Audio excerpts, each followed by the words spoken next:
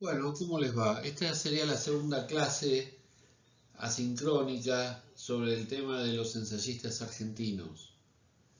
Eh, Vamos a hablar especialmente hoy de un ensayo cuya lectura recomiendo, que pertenece a Jorge Luis Borges y se llama El escritor argentino y la tradición.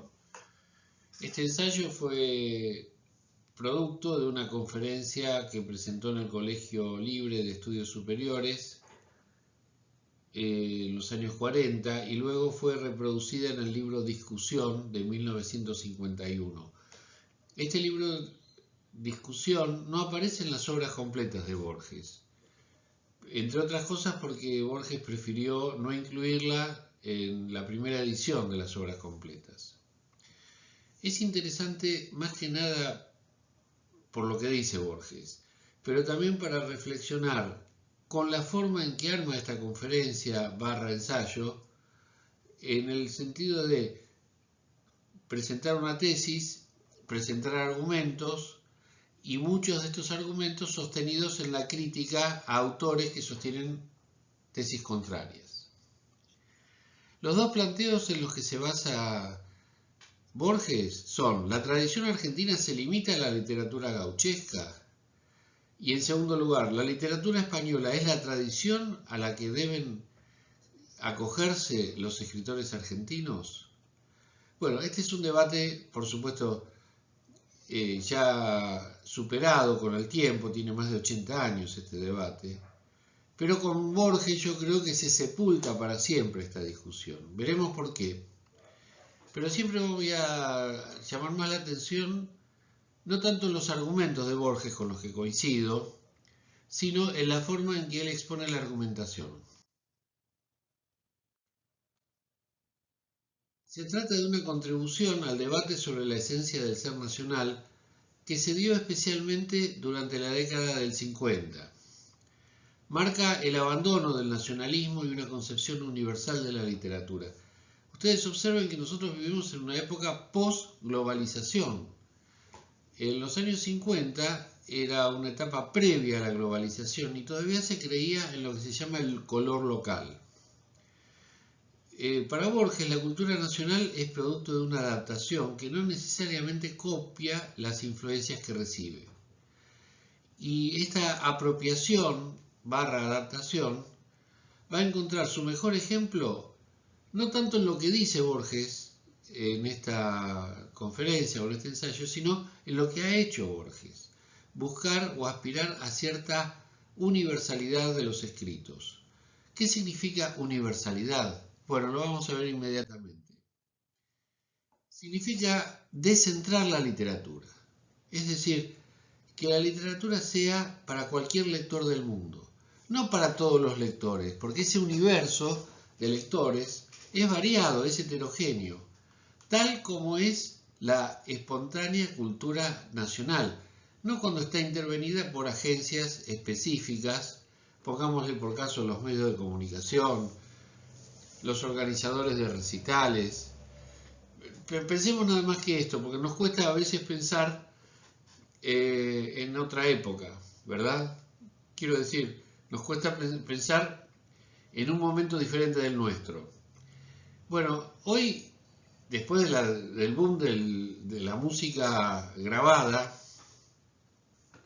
bueno, hoy tenemos Spotify, etc. Pero antes, en los años 50, antes de la aparición de la radiotelefonía o del disco, la gente escuchaba la música local porque con mucha dificultad llegaban canciones importadas en forma de su grabación. Y no hablemos de recitales. Para que tengan una idea, los primeros grandes recitales internacionales comienzan con los Beatles, y esto es en los años 60. Esto que estamos viendo nosotros corresponde a los años 40 y 50. Borges en ese momento ya tenía sus 50 años. Recuerden que ha nacido Borges en 1898.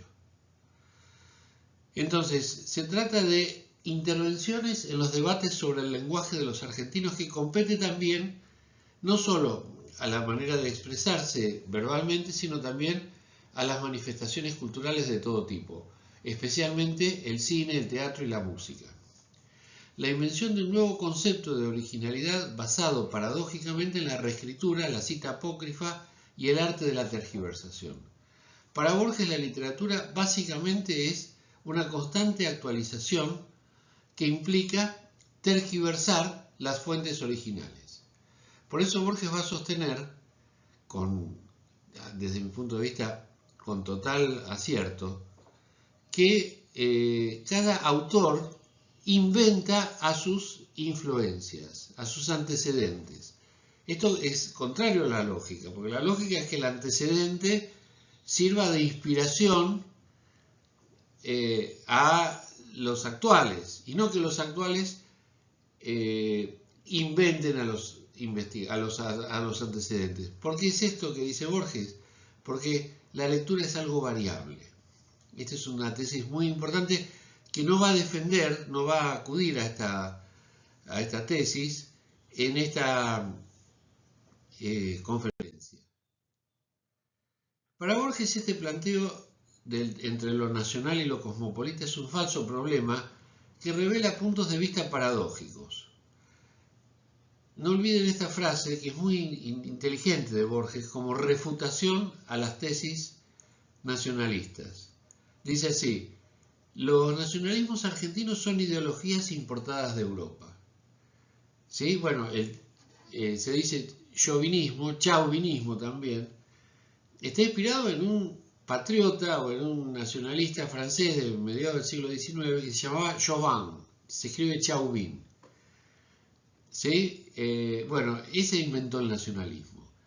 ¿Por qué? Porque antes de la Revolución Francesa, antes de consolidarse los estados modernos, no existía un concepto de nación, existía en todo caso un concepto de región.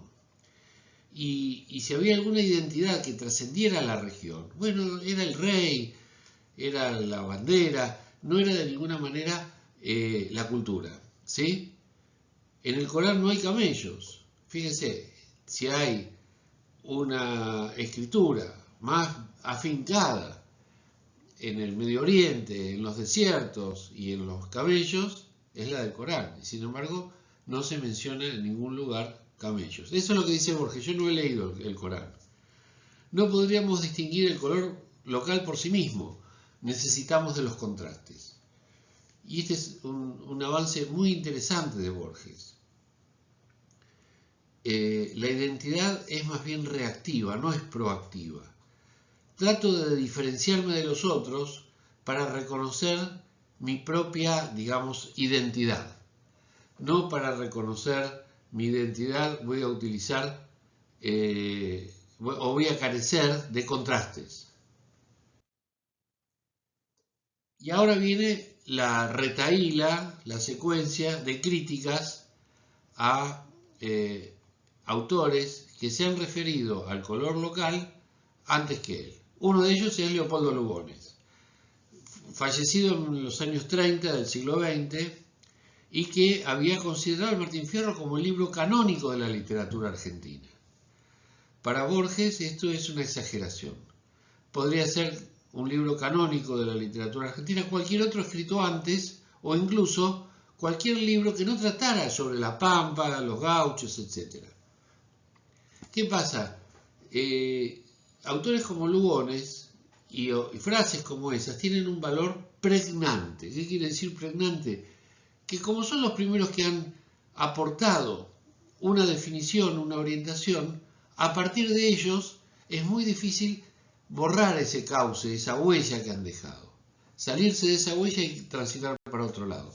Bueno, Borges, en su, vamos a decirlo así, en su rebeldía, se opone a Lugones, a quien había conocido personalmente.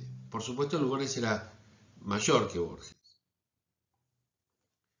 Un autor fallecido en los años 50, en el año 1957, es Ricardo Rojas, un gran autodidacta de origen tucumano que llegó a ser rector de la Universidad de Buenos Aires. Para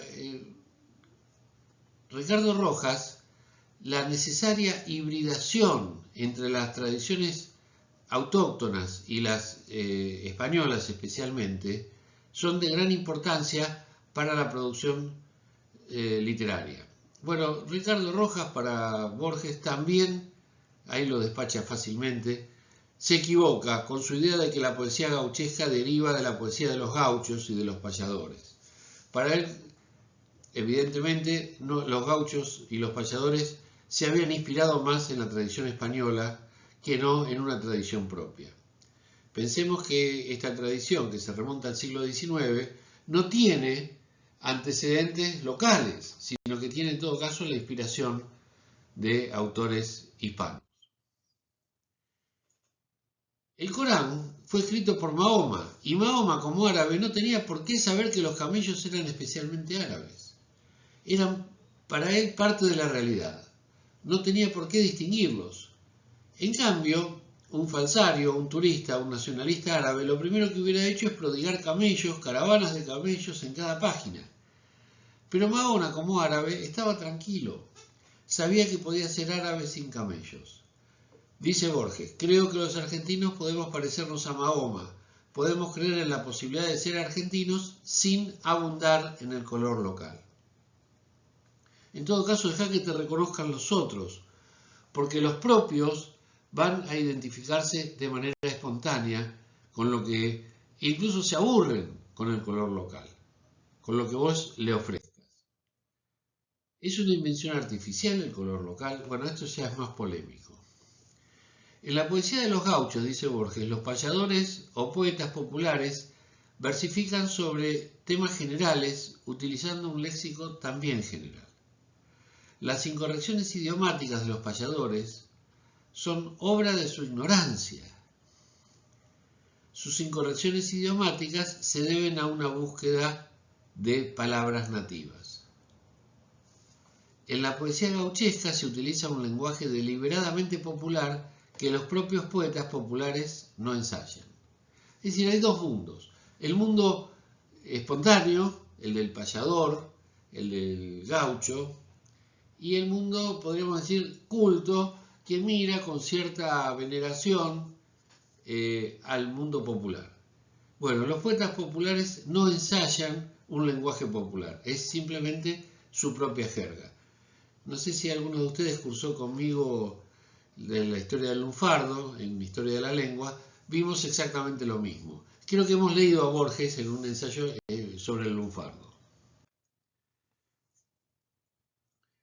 Dice así, Shakespeare, el más grande poeta de los ingleses, el más grande dramaturgo, no se limitó a temas ingleses. Su obra presenta extranjeros. Fíjense cómo defiende la teoría contraria a la del color local.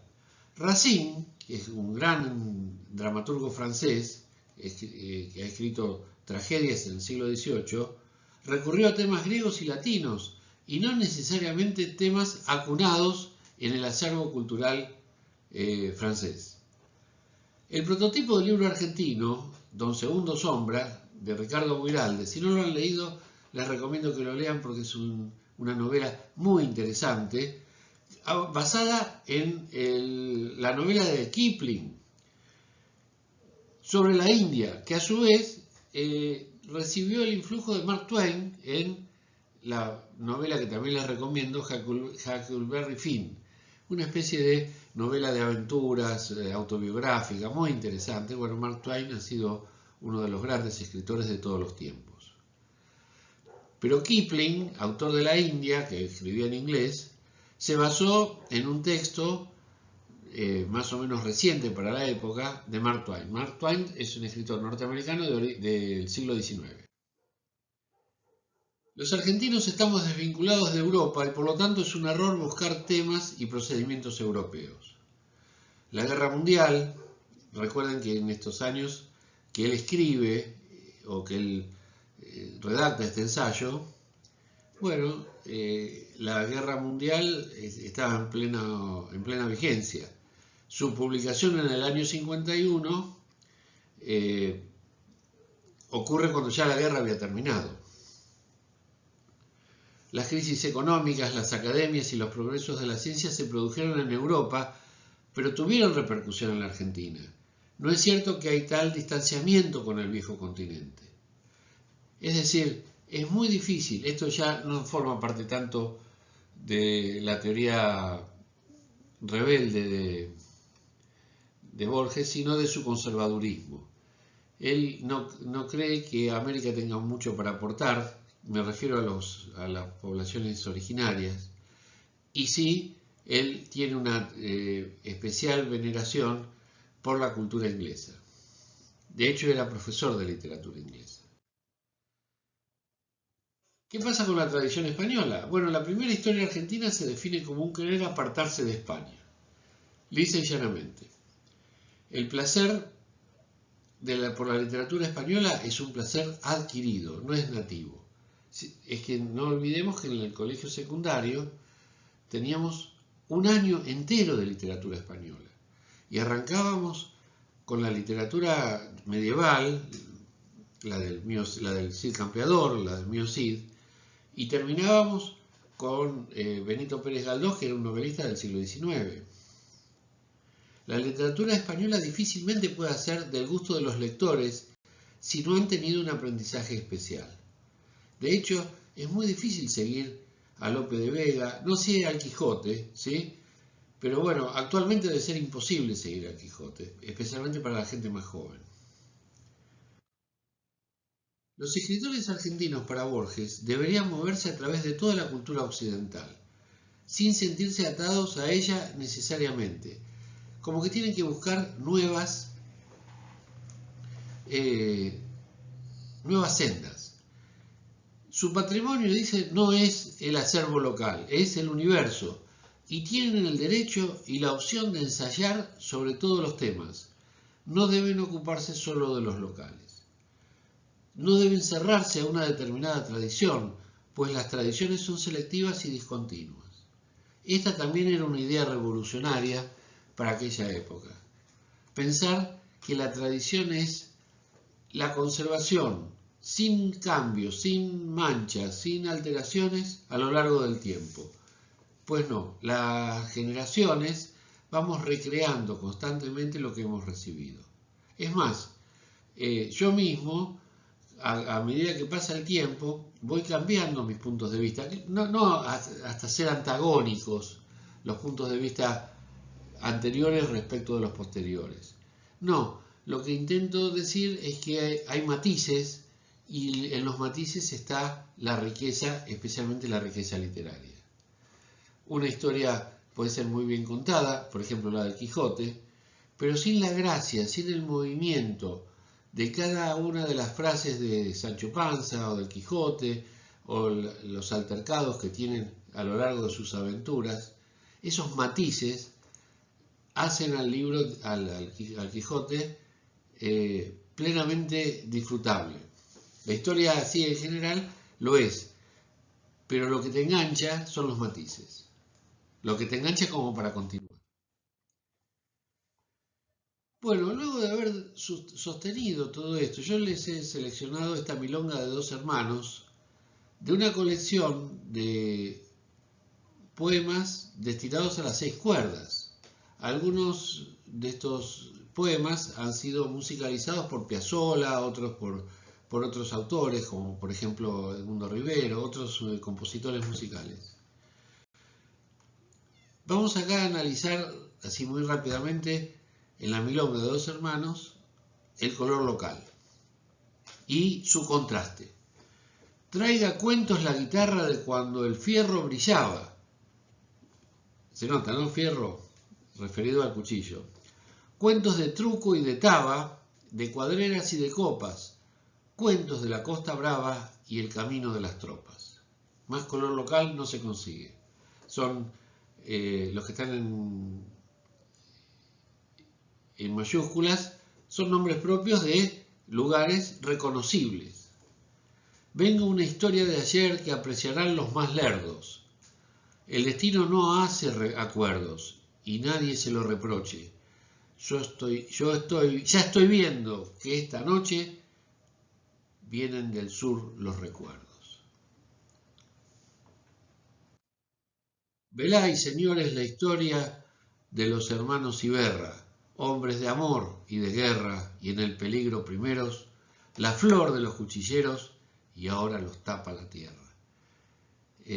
Con qué sencillez utiliza el lenguaje culto, digamos, el lenguaje escolarizado, pero alude a un punto de vista muy popular. Por ejemplo, que te tape la tierra. Suelen al hombre perder la soberbia o la codicia.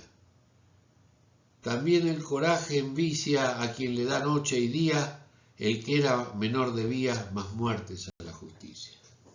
Deberle muertes a la justicia significa haber resultado impune de varias acechanzas, de varias peleas.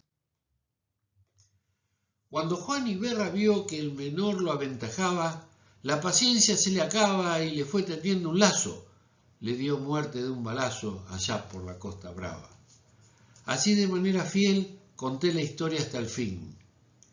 Es la historia de Caín que sigue matando a Abel. Bueno, nos remontamos de la Costa Brava, no tengo muy claro dónde puede quedar, probablemente la Costa del Maldonado, hoy la avenida Juan B. Justo en Palermo, pero podría ser la Costa Brava, el Riachuelo, o también la costa del Río de la Plata, en lo que hoy es el partido de Avellaneda, o Villa Domínico. Pero ¿quiénes aparecen? Caín y Abel. La historia de los hermanos, súper porteños, súper cuchilleros, etc., se mezcla nada menos que con la historia de la Biblia. Esto es espectacular. Y esto es el color local.